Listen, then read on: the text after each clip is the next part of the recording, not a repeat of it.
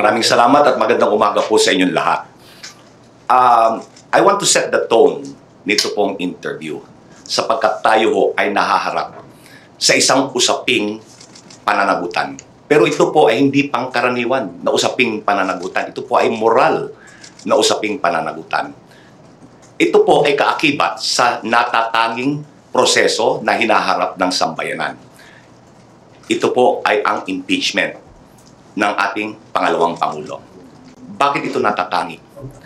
Sa kauna-unahang pagkakataon, sinakdal ang pangalawang pinakamataas na pinuno ng bansa sa pagbabanta sa buhay ng Pangulo, ng unang ginang at ng Speaker of the House. Hindi lang po ito pagbabanta.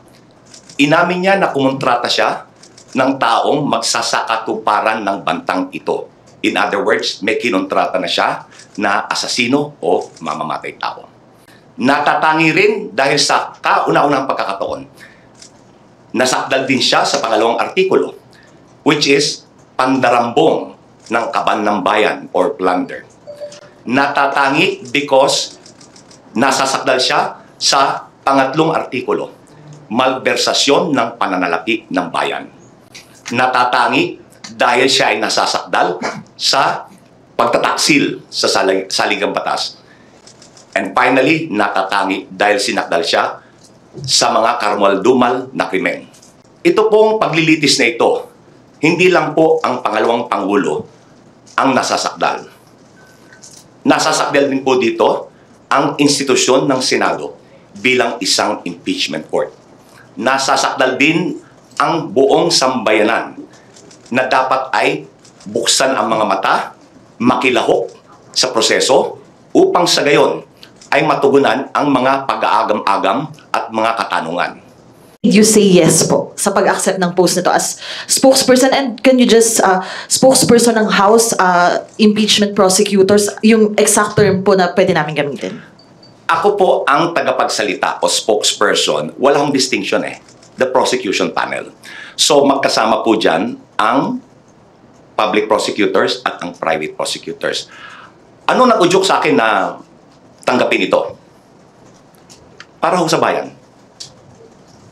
Kinuusap ako ng ilang kaibigan na nasa prosecution panel, and sa palagay nila ay ako ay makakatulong para ilahad sa taong bayan kung ano ang sinusugo ng prosecution. Tinanggap ko po after talking to my family. Anong ibig sabihin po nito na nagsumite na rin yung kampo ni Vice President Sara Duterte ng kanilang mga abogado? Ano po yung ibig sabihin nito para sa trial? Ibig sabihin po nito na naglahad na sila ng kanilang entry of appearance. Ibig sabihin nito ay handa sila na dumaan sa paglilitis. Ngayon, yung inyo pong isang pangalawang katanungan, kailan ho natin papangalanan yung mga private prosecutors? All in due time. Attorney, do you think po ba yung utos ng second impeachment court na pasagutin yung 20th Congress na House, kung gusto pa nilang ituloy yung impeachment trial, ay admission na pwedeng tumawid, mag-crossover yung impeachment? Okay, sa aking pong pananaw at sa pananaw ng prosecution panel, there's no such thing as crossover. Yun ang sinasabi nila na nagtapos ang 19th Congress. Ang natatapos po ay yung legislative work, yung paggawa ng batas.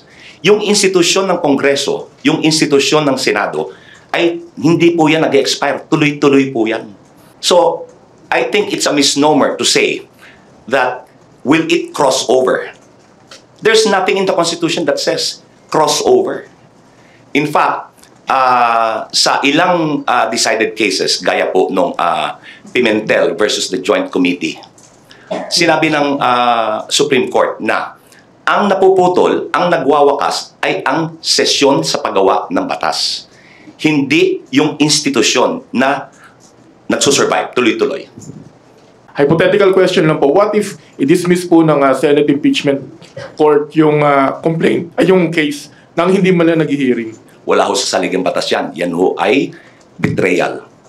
Yan ho ay hindi alinsunod sa ating saligang batas. I'm assuming ang inyong tinutukoy ay yung motion to dismiss na inilahad ni Senator Bato de la Rosa. Ang hukom po, hindi nagmo-motion. Ang nagmo-motion, yung mga partido. Yung mga grounds na binanggit ni Senator de la Rosa, yun din po yung grounds na iniakit nila sa Supreme Court eh. So, ang nangyari, si Senator de la Rosa, uma-action na parang defense counsel. Ayon ho sa saligang batas, kapag nailatag ang articles of impeachment, dapat agad-agad mag-proceed sa trial. At dapat bigyan, iserve ng writ of summons ang impeached official para maglahad ng sagot or answer, not a motion to dismiss. Kung yung nasasakdal ay hindi pwedeng maglahad ng motion to dismiss, di lalo na siguro yung hukom. Di po ba? Dahil ang sinabi po ng saligang batas, ang kapangyarihan ay to try and decide the case. To try, ibig sabihin po ay maglitis. Pangalawa, ang ginamit po ng saligang batas na lengguwahe, trial shall forthwith proceed. Trial. Hindi ho sinabi ng saligang batas na ang kapangyarihan ay to hear and decide. Mas malapad po ang saklaw ng legal term na to hear. Ang legal term to hear means to ascertain whether or not the articles or ang reklamo is worth pursuing. In other words, may basihan ba yung sakdal? Hindi ho sinabi ng saligang batas to hear. Ang sinabi ng batas, to try and decide. Ganun ho ka-eksakto ang lengguwahe ng saligang batas ukol sa proseso ng impeachment.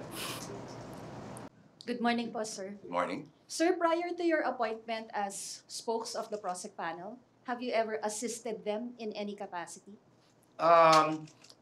Meron na po akong ilang nasaluhan na meeting para ho malaman ko kung ano ang mensahe na ihahayag ko sa publiko. So, yes, nagkaroon na po ako ng partisipasyon. But not as a private prosecutor, sir? Hindi po ako private prosecutor. And meron po ba kayong update doon po sa binanggit ng prosecution panel na clarification na hihingin po nila sa Senate Impeachment Court about yung orders na ibinaba ng Senate Impeachment Court, pati po yung pag-remand sa articles? Within the next few days, ang prosecution panel ay magpa-file or maglalahad ng mga kaukulang pleading.